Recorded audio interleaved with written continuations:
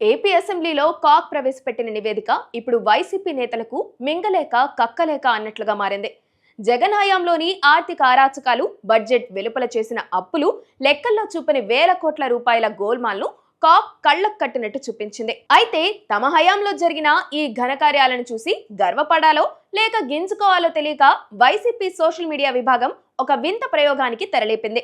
నివేదికలో ఉన్నది తమ కాలం నాటి లోపాలే అయినా దానికి పసుపు రంగు పులిమి అది ప్రస్తుత కూటమి ప్రభుత్వం చేసిన తప్పేనంటూ ప్రజల మీదకు వదులుతున్నారు.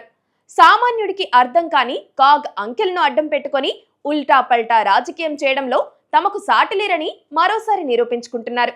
రాష్ట్ర ఖజానాను ఏ విధంగా ఖాళీ చేశారో, నిబంధనలకు విరుద్ధంగా ఎలా నిధులు మళ్లించారో కాగ్ పాయింట్ వారీగా ఎత్తి చూపితే వైసీపీ మాజీ మంత్రులు మాత్రం మైకుల ముందుకొచ్చి చూసారా చంద్రబాబు హయాంలో ఎంత అన్యాయం జరుగుతుందో అని ఆస్కార్ రేంజ్ పర్ఫార్మెన్స్ ఇస్తున్నారు.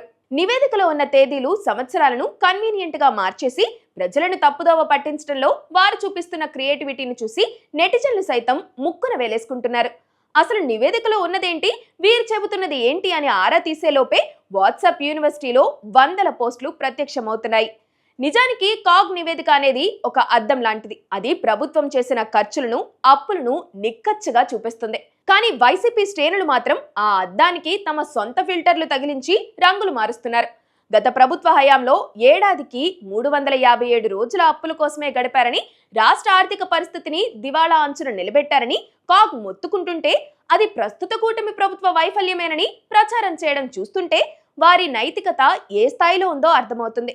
తప్పులు చేయడం ఒక ఎత్తైతే వాటిని కప్పిపుచ్చుకోవడానికి పక్కా ప్లాన్తో అబద్ధాలు ప్రచారం చేయడం మరో ఎత్తు.